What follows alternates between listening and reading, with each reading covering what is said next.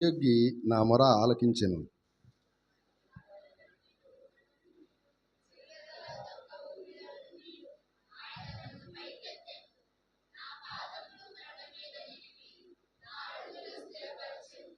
తనకు స్తోత్రరూపమగు క్రొత్త క్రొత్త గీతమును మన దేవుడు నా నోట నుంచెను. అనేకులు దాన్ని చూసి భయభక్తులు కలిగి యెహోవా యందు నమ్మిక ఉంచెదరు. గర్విష్ఠులతోనైనను త్రోవ విడిచి అబద్ధముల తట్టు తిరుగు వారితోనైనను లక్ష్యపెట్టక యెహోవాను నమ్ముకొనువాడు ధన్యుడు. యెహోవా నా దేవా, నీవు మా ఎడల జరిగించిన ఆశ్చర్యక్రియలను, మా ఎడల నీకున్న తలంపులను బహు విస్తారములు. వాటిని వివరించి చెప్పేదనుకుంటున్నా, అవి లెక్కకు మించి ఉన్నవి. నీకు సాటి అయిన వాడొకడునూ లేడు.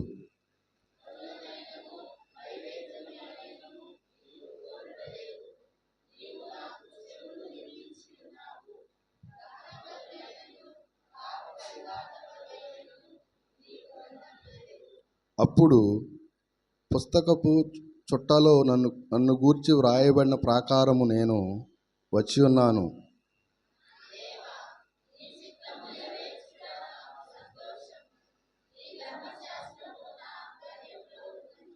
నా పెదవులు మూసుకొనక మహాసమాజంలో నీతి సువార్తను నేను ప్రకటించున్నానని నేనంటిని. యెహోవా, అది నీకు తెలిసేయున్నది.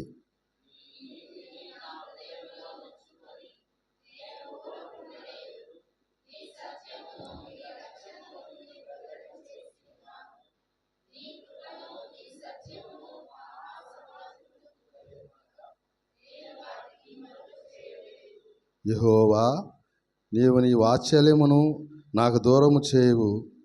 నీ కృపాసత్యములు ఎప్పుడునూ నన్ను కాపాడునుగాక.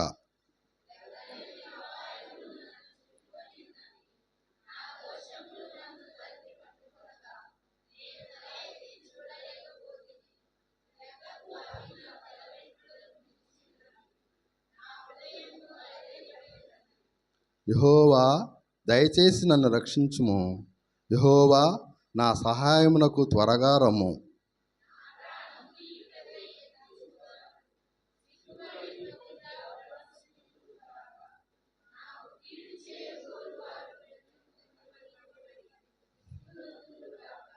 నన్ను చూచి ఆహా ఆహా అని పలుకువారు తమకు కలుగు అవమానమును చూచి విస్మయము పొందుదురుగాక.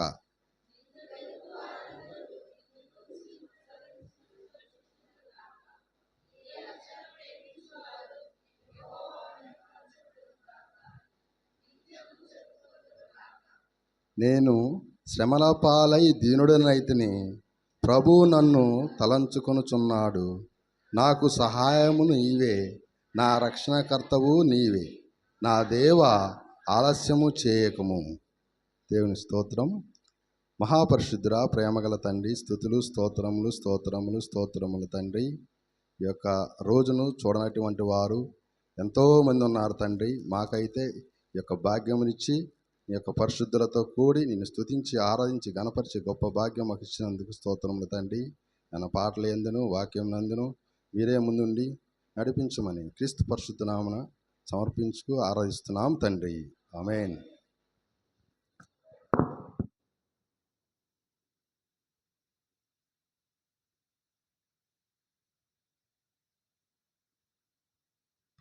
రవీంద్రబాబు వచ్చి ఒక 15 నిమిషాలు వారి అనుభవంలో నుండి మరి దేవుని వాక్యములో నుంచి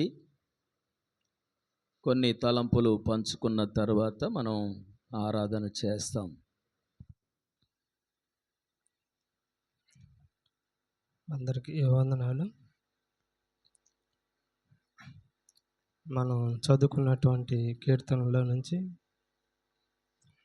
16వ వచనం ఒకసారి చదువుకుందాం. 40వ కీర్తన 16వ వచనం ఒకసారి చదువుకుందాం. నిన్ను వెదకు వారందరూ నిన్ను గూర్చి ఉత్సహించి సంతోషించుదురుగాక. నీ రక్షణ ప్రేమించువారు యెహోవా మహిమ పరచబడును గాక అని నిత్యము చెప్పుకొందురు గాక. చిన్న మాట ప్రార్థన చేసుకుందాం. దేవ తండ్రి, మీకు లెక్కలేని స్తుతులు తండ్రి. ఈ విధంగా దేవ తండ్రి మీ యొక్క పునరుద్ధాన దినాన దేవ తండ్రి పాటల ద్వారా మిమ్మల్ని స్తుతించి కీర్తన చదువుకొని దేవ తండ్రి వాక్యాన్ని ధ్యానించుకొని పోచుండగా మీరే మాతో మాట్లాడమని చిన్న ప్రార్థన మీ పాదాల సన్ని చేర్చుకోమని క్రీస్తు పెట్టాడు వేడుకుంటున్నాను తండ్రి. ఆమేన్. ఇక్కడ మనం చదువుకున్నటువంటి 16వ వచనం, నిన్ను వెదకు వారందరూ నిన్ను గూర్చి ఉత్సహించి సంతోషించుదురుగాక. నేను ఈ మధ్య పనికి వెళ్ళినప్పుడు ఒక ఆయన మాతో పాటు పనిచేసే ఒక ఆయన ఈ మధ్య పెద్ద తిరుపతి వెళ్ళొచ్చాడంట. మాతో పాటు పనిచేసే ఒక ఆయన వెళ్ళొచ్చినటువంటి అనుభవాన్ని మాతో పనిచేసే వాళ్ళతో చెప్పుకుంటూ ఆయన తన యొక్క ప్రయాణంలో లేదంటే ఆయన తమ యొక్క దేవుణ్ణి దర్శించుకున్నటువంటి విధానం, ఆ యొక్క ప్రయాణం అవన్నీ వివరిస్తా మాకు చెప్తా ఉన్నాడు.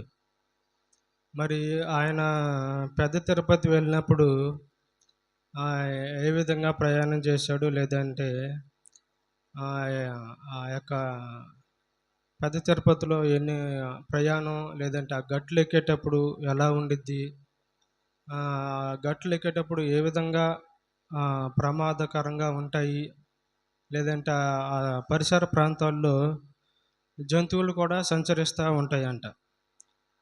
మరి బస్సు ప్రయాణం చేసేటప్పుడు కూడా వాళ్ళు ఆ గట్టులో నుంచి దిగేటప్పుడు వాళ్ళు ఎంతో ప్రమాదకరమైనటువంటి ప్రయాణంలో నుంచి తమ యొక్క దేవుణ్ణి దర్శించుకొని ఆ యొక్క విధానం గురించి ఆయన వివరిస్తూ చెప్తున్నప్పుడు నాకు అనిపించింది, మరి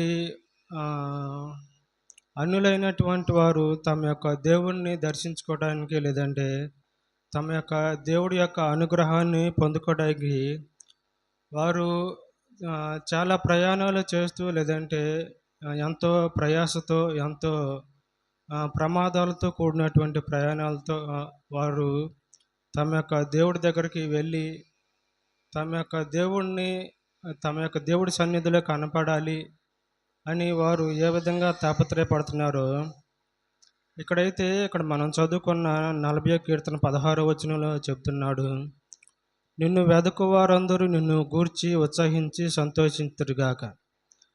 మరి అన్యులైతే తమ యొక్క దేవుళ్ళ అనుగ్రహాన్ని, లేదంటే వారి దేవుడిని వెతకటానికి వారు ఎక్కడెక్కడో తిరుగుతూ ఎంతో ప్రయాసపడుతున్నారు. కానీ మనమైతే మన దేవుణ్ణి మనం ఎలాంటి దేవుణ్ణి కలిగి ఉన్నామంటే, దేవుడి వాక్యంలో ఒక చాటు ఉండేది, 2-3 కూడి నా నామమున ఎక్కడైతే పాటలు పాడి ప్రార్థన చేస్తారో మరి నేను అక్కడ ఉంటానని దేవుడు చెప్పాడు.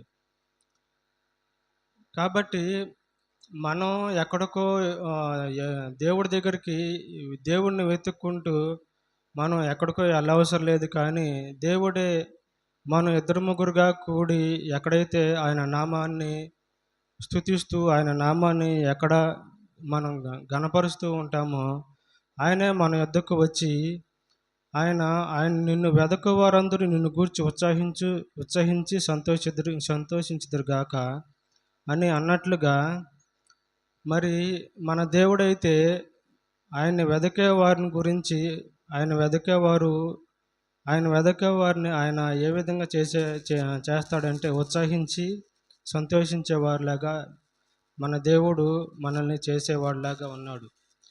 కాబట్టి మనం మన దేవుడి గురించి ఎక్కడికో వెళ్ళవసరం లేదు. కానీ ఎక్కడికో మనం ఎలాంటి మొక్కులు చెల్లించాల్సిన అవసరం లేదు. కానీ మన దేవుడు మనతో పాటు ఉండి మనల్ని సంతోషించి, మనల్ని ఉత్సహించి, మనల్ని ప్రేమించేవాడుగా అదేవిధంగా మనం ఆయన రక్షణను ప్రేమించేవారుగా ఉన్నట్లయితే యెహోవా మహిమ పరచబడును గాక నిత్యము అని నిత్యము చెప్పుకొందరు గాక అని ఇక్కడ 16వ వచనంలో చెబుతున్నాడు.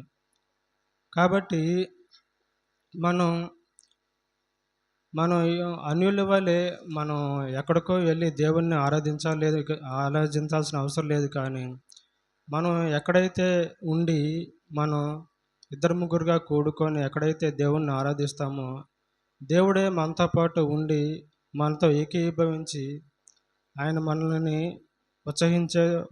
ఉత్సహించేవాడుగా మనల్ని సంతోషపరిచేవాడుగా మన యొక్క దేవుడు ఉంటాడని ఈ యొక్క చిన్న మాటలు ద్వారా నేను తెలియజెప్పాలనుకుంటున్నాను. చిన్న వాక్యం దేవుడు దీవించును గాక.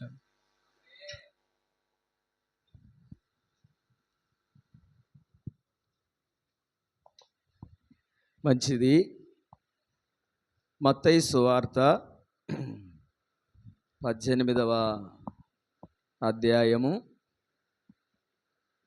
19-20 వచనాలు మనం చదువుతున్నప్పుడు ఇట్లాగా రాసింది. దయచేసి చదువుదాము.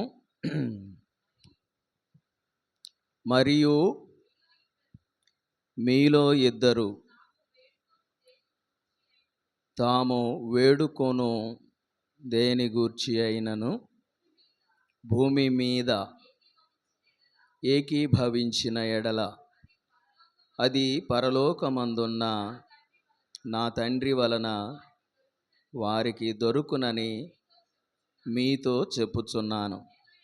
ఏలయనగా ఇద్దరు ముగ్గురు నా నామమున ఎక్కడ కూడియుందురో అక్కడ నేను వారి మధ్యన ఉందునని చెప్పెను. లూకాసు సువార్త 19వ అధ్యాయం 10వ వచనాన్ని కూడా చదువుకొని, లూకాసు సువార్త 19వ అధ్యాయం 10వ వచనాన్ని కూడా చదువుకుందాం. నశించిన దానిని వెదికి రక్షించుటకు మనుష్య కుమారుడు వచ్చినని అతనితో చెప్పెను. ప్రార్థన చేసుకుందాం. ప్రేమ కలిగిన తండ్రి, పరిశుద్ధుడు అయిన ప్రభువా, నీ ప్రేమ అపారమైనది. మీ ప్రేమను బట్టి మేమందరము నీ మందిరంలో సాగిలిపడి మీ సన్నిధిని అనుభవిస్తున్నాం. ప్రభువా, మమ్మలను కనికరించినారు, మీకు స్తోత్రం. మమ్మల్ని మీ రక్తం ద్వారా కడిగారు, మీకు స్తోత్రం. మీ వాక్యం ద్వారా మమ్మల్ని ఇంకను మాతో మాట్లాడి మహిమ మీరు పొందాలని యేసు నామములో ప్రార్థించున్నాము తండ్రి. ఆమేన్. ప్రియులారా, మరి ఈ యొక్క ఉదయకాల సమయంలో మనమందరం దేవుని మందిరానికి రావడం దేవుని యొక్క ప్రత్యేకమైన కృప. దేవుణ్ణి మనం స్తుతించడానికి దేవుని మందిరంలోనికి వచ్చాం. మరి చక్కగా అందరం కలిసి పాటలు పాడుకొని ఉన్నాం. అలాగే మరి అందరూ కూడా చక్కగా పాటల పరిచర్యలో కూడా మంచిగా ఉండి అందరూ కలిసి ఆరాధన చేసినప్పుడు అది ఎంతో అద్భుతంగా ఉంటుంది. దేవునికి స్తోత్రం. కాబట్టి మీరు కొంచెం చురుకుగా ఉండాలని మరి అందరికీ తెలియచేస్తున్నాను. ఇశ్రాయేలు స్త్రీలు మరి బాగా చురుకైనటువంటి వారు. కాబట్టి మీరు స్త్రీలు చాలా వరకు చురుకుగా ఉన్నారు. ఇంకా ఎక్కువ చురుకుగా ఉండాలి. యవనస్తులైన పిల్లలు కూడా మీరు చాలా చురుకుగా ఉన్నారు. దేవునికి స్తోత్రం చెప్పండి. యవనస్తులైన పిల్లలు చాలా సంతోషం. మరి 40వ కీర్తనలో 16వ వచనాన్ని బట్టి రవీంద్రబాబు ఒక సంగతిని మనం గుర్తు చేశాడు.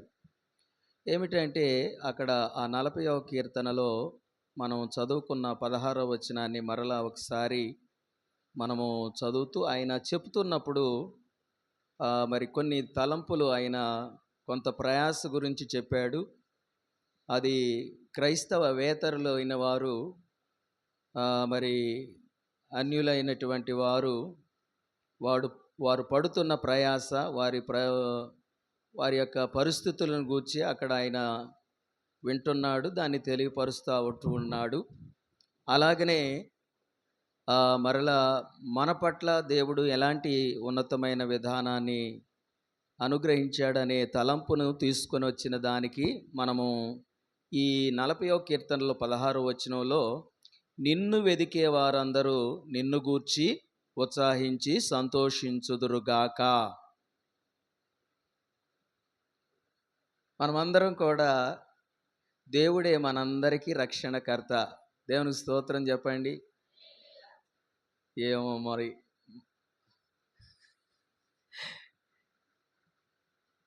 ప్రియులారా, దేవుని యొక్క రక్షణ, దేవుని యొక్క కృప మన ఎడల హెచ్చుగా ఉంది. దేవుణ్ణి వెదుకు వారందరూ నిన్ను గూర్చి ఉత్సహించి సంతోషించుదురుగాక. నీ రక్షణను ప్రేమించువారు యెహోవా మహిమపరచబడునుగాక అని నిత్యము చెప్పుకుంటున్నారు.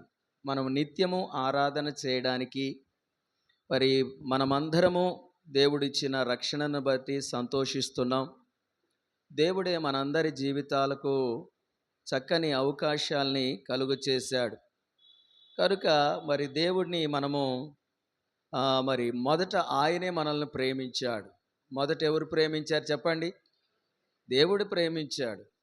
దేవుడు లోకాన్ని ఎంతో ప్రేమించాడు.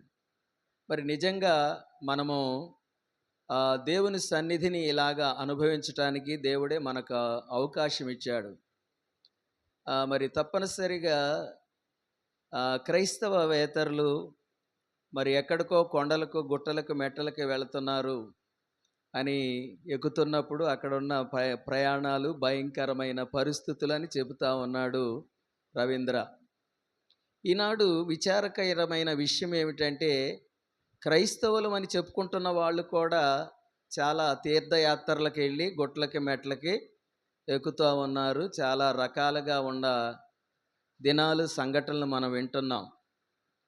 నిజ క్రైస్తవులమైన మనం కూడా మరలా ఏం చేస్తున్నారంటే, మేము వెళ్తున్నది ఎక్కడికి? నాగపట్నమే కదా. మేము ఎక్కడికి వెళ్తున్నాం? నిర్మలగిరికే కదా. మేము వెళ్తున్నది ఎక్కడికి? గుణదల తిరణాలకే కదా అని అంటున్నారు.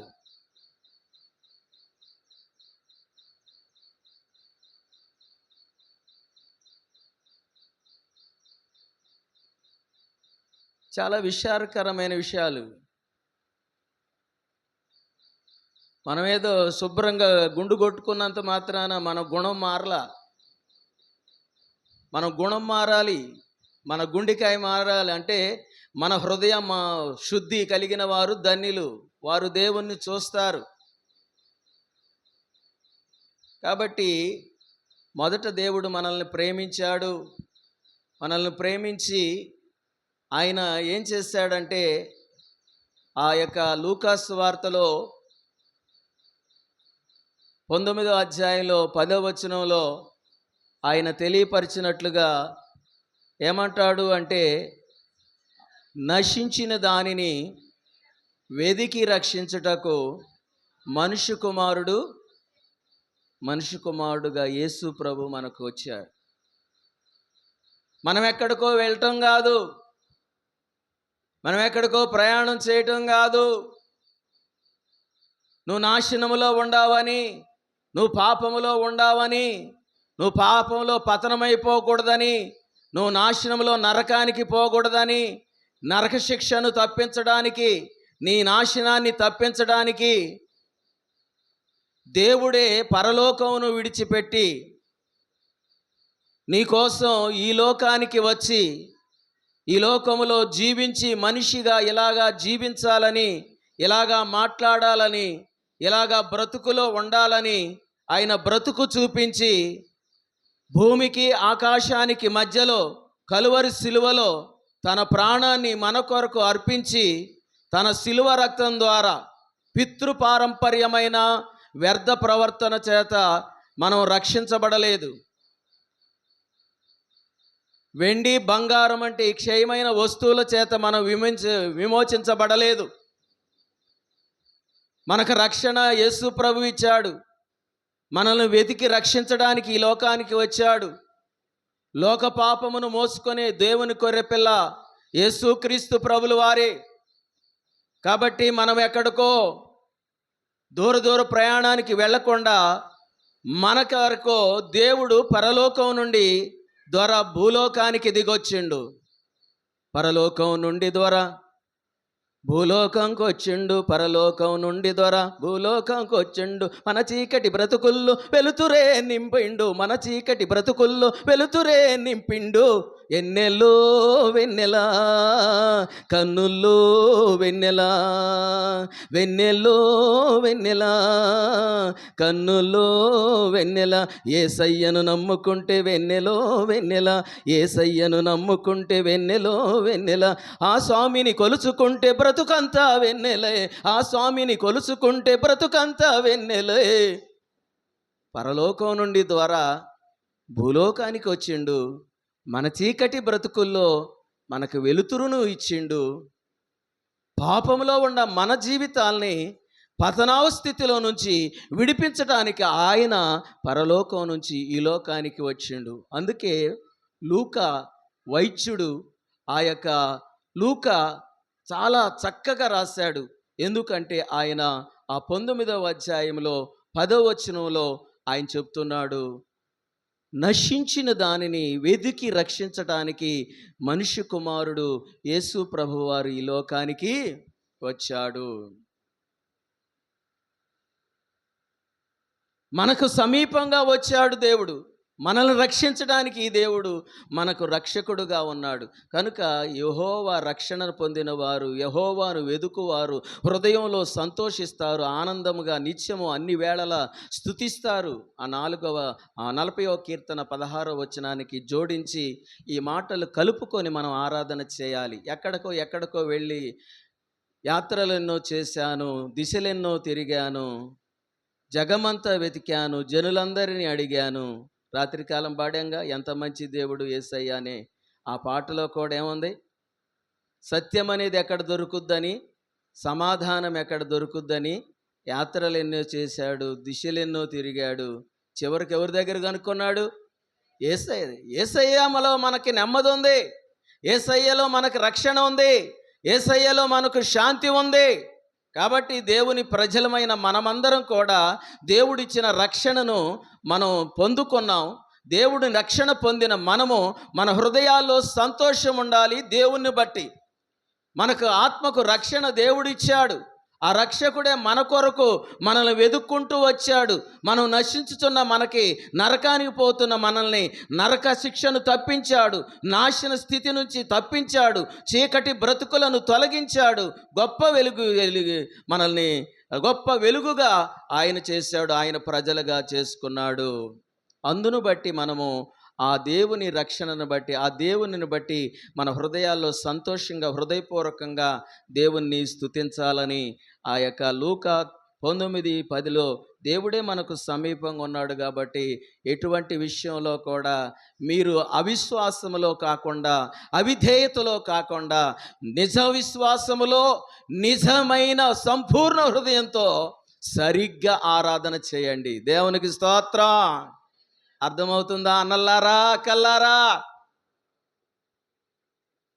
ఏయో యాత్రలు చేస్తే ఏమన్నా కలిసి వస్తుంది, లాభాలు వస్తాయి అనుకుంటున్నామేమో. అలా కాదు, దేవుడే మన కోసం దిగి వచ్చాడు. పౌలు గారు ఈ విషయాన్ని చెబుతూ కూడా అంటాడు, పరలోకం విడిచిపెట్టకూడని భాగ్యమని ఎంచుకొనలేదు కానీ ఆయన మనుషుని పోలికగా పుట్టి దాసుని స్వరూపమును ధరించి తను తాను తగ్గించుకొని మనల్ని వెదికి రక్షించడానికి వచ్చాడని ఫిలిప్పీయులకు రాసిన పత్రికలో 2వ అధ్యాయంలో కూడా ఆయన చక్కగా చెబుతూ ఉన్నటువంటి మాటలు మనం చూడగలుగుతాం. ప్రియులారా, మరలా ఇక్కడ 2 3 అని ఆ తలంపు రవీంద్ర బాబుజీ జ్ఞాపకం చేసిన దానికి ఎక్కడో అని అంటున్నప్పుడు ఆ మత్తయి సువార్తలో మనం చూసాము. ఆ యొక్క 18వ అధ్యాయంలో ఆ 19, 20 వచనాల్లో మనం చదువుకున్న మాటలు ఏంటంటే, ఇద్దరము కలిసి చక్కగా ఏకీభవిస్తూ ప్రార్థన చేస్తూ దేవుని సన్నిధిలో ఉంటే దేవుడు కూడా మన ప్రార్థన వింటాడు అని అక్కడ చెబుతా ఉన్నాడు. 19వ వచనంలో, 20వ వచనంలో ఏం రాశాడు? చదవండి అందరూ. 20వ వచనం, ఏలయనగా ఇద్దరు ముగ్గురు నా నామమున ఎక్కడ కూడి ఉందురో అక్కడ నేను వారి మధ్యన ఉందునా. నేను అనేకులంగా కూడి అనేకులంగా మనం ఆరాధన చేయడానికి, ఇద్దరు ముగ్గురుగా మనం కూడి ఆరాధన చేయడానికి ప్రభువు మన మధ్యకు వచ్చి మనతో ఉన్నాడు కనుక, మనలను ప్రేమించిన దేవుడు, మన కోసం ప్రాణం పెట్టిన దేవుడు, మనల్ని రక్షించినటువంటి రక్షకుడైన దేవునికి మన హృదయాల్లో హృదయపూర్వకంగా స్తుతి మహిమ ఘనత ఆయనకే చెల్లిద్దాం. ఆయనకే స్తుతి మహిమ ఘనత ఆరాధన ఆయనకు చెల్లిద్దాం. మోకరించుదాం. మోకరించండి.